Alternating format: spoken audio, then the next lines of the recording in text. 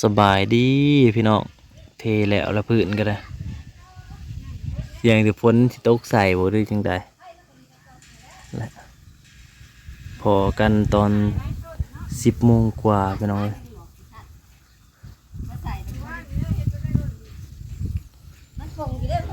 ท่านว่าน้อยกับผู้เล่นกับเบื่อยหมักดินทรายแห้งพุ่นนะที่สุดเลยบ่สนน้ำพายก็ได้เล่นดินทรายนะจงไว้มันเล่นน้ำนั่นแหละเล่นนั่นแหละ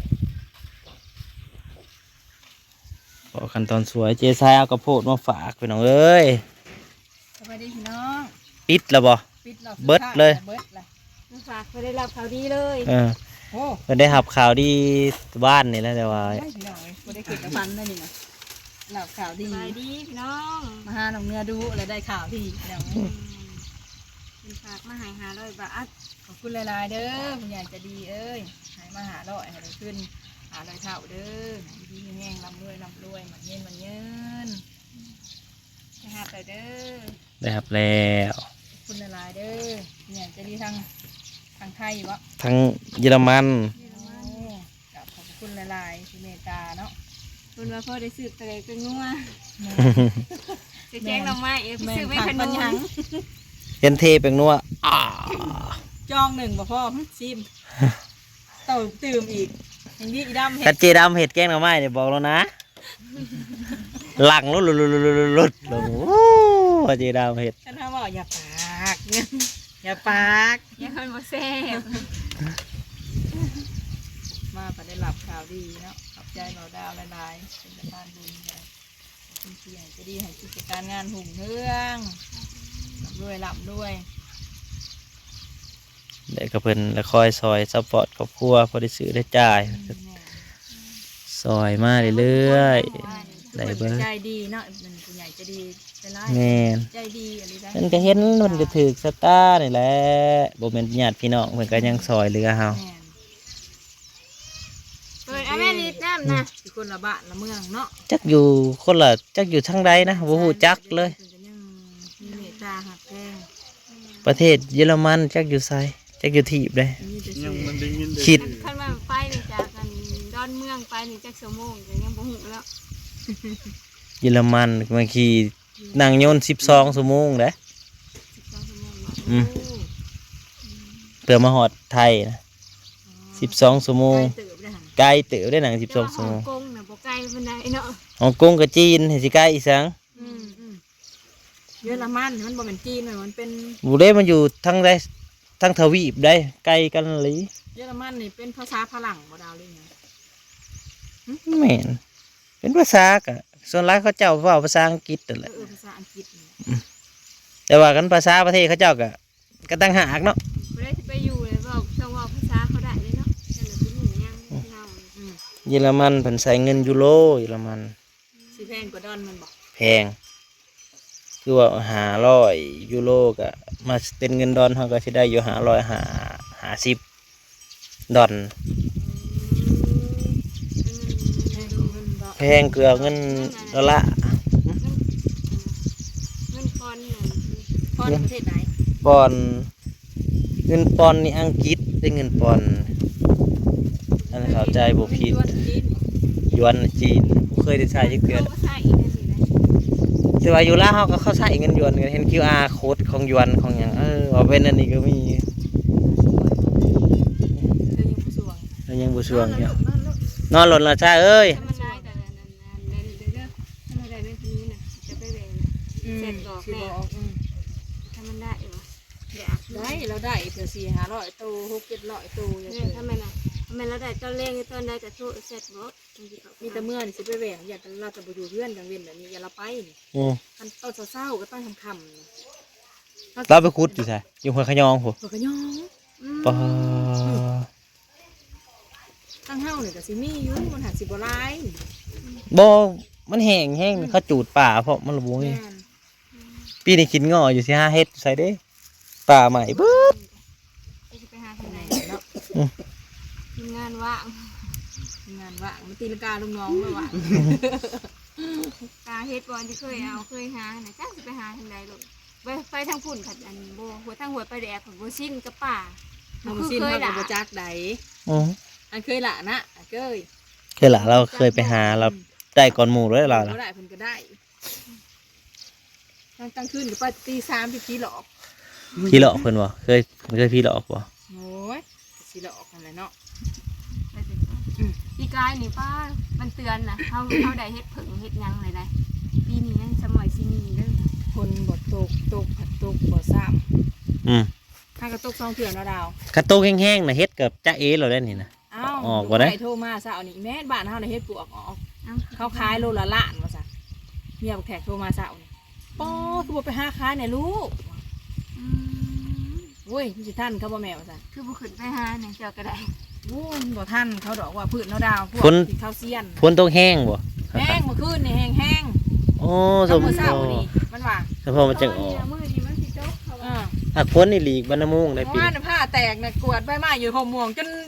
โดดแล่นแตกแห้งอันนี้ เออ คือจะว่าหน้าขางหูนี่มันแตกอยู่ทางเหนือผมเอ้ย แสดงกับฝนทั้งบ้านมองดีแท็กไปอยู่นี่ฝนดี ใกล้จากบ้านเฮาหา60กิโล อืมเห็นไปสวรรค์อีกเอามื้อน่ะไปยัง ไปต่อไปเทคนิค เท่าใดอีกเสียเบิด จะแสนหาบ่แพงต่อทุกปี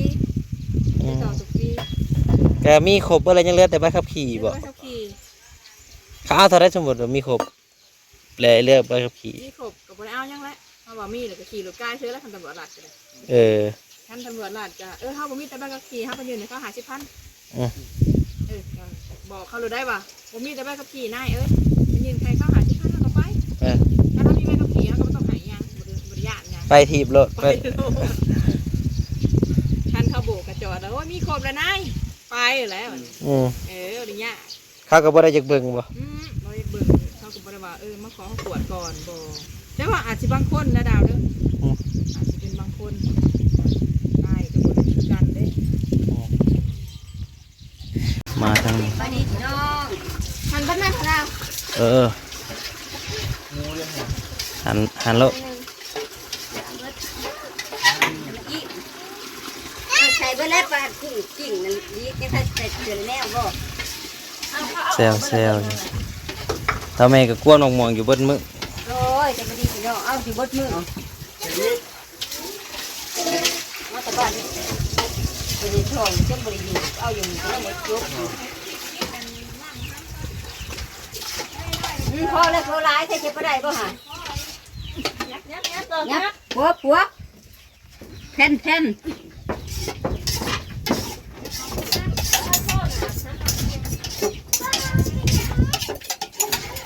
เพื่อจะได้มะม่วงแกันไว้ง่าย สิบดมือ ฉันอันนี้ใส่มือไม่ใส่กระดาษ หารถเห็นบ่ ๆซอยกันพี่น้องเอ้ย เพื่อจะได้กินบ่กุ้งเจ้าบ่แช่แต่น่ะบ่นิดบ่ใส่เกลือบ่นั่นเด้น่ะห่อกุ้งน่ะก็น่ะยังอันนั้นยังแลอยู่มันบ่ทันแก่ หน่วยไผ่บ่มีก็ขะล้นมัน ใช่แล้วทานแดงสิแล้ว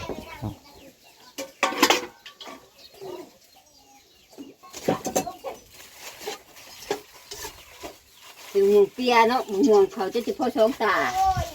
กระลุ่นได้ตัวนี้แหละ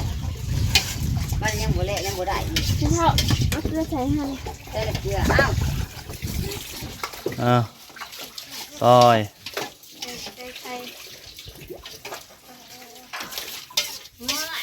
ยาเฮ็ดแล้วคาดเมื่อยแล้ว ยาก็เอาไว้กินจุกกินบ่เบิดให้งัวกิน เมื่อยยาขลุ่นจะคาดเมื่อยเลย ว่าสิคารน อ้าวลูกขลุ่นบริขาดใช้อาจจะกระติดหมอเห็นบ่น่ะมันจนแดงมันติดหมอมือน่ะขลุ่นไปนอนอยู่บน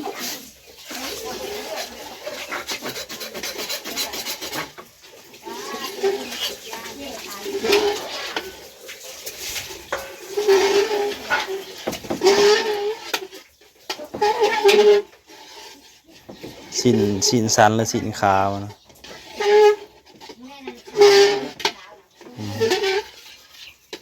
อันนี่ก็ล้นม่วง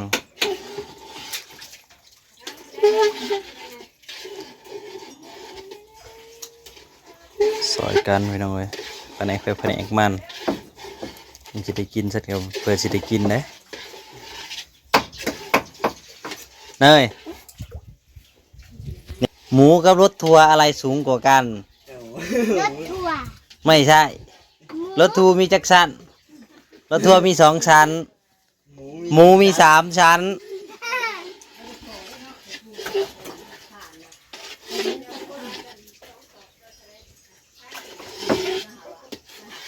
แล้วพี่วังเนี่ยสะ น้องดีเป็นคนหั่นหมึก หั่นพอดีงามเด้อ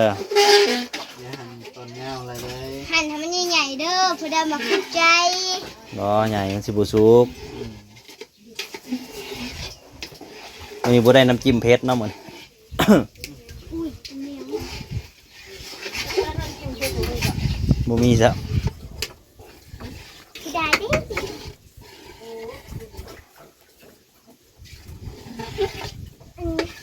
เงินหมูค่ะไปเห็ด เห็นอันนี้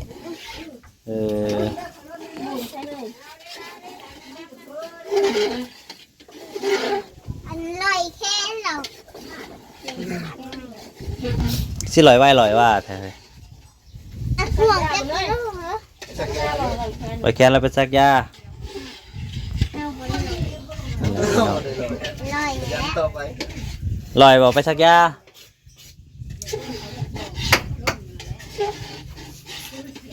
พอคันใหม่พี่น้องขอบคุณอะไรที่เข้ามารับชมเด้อขอบคุณบรรจุทุกคน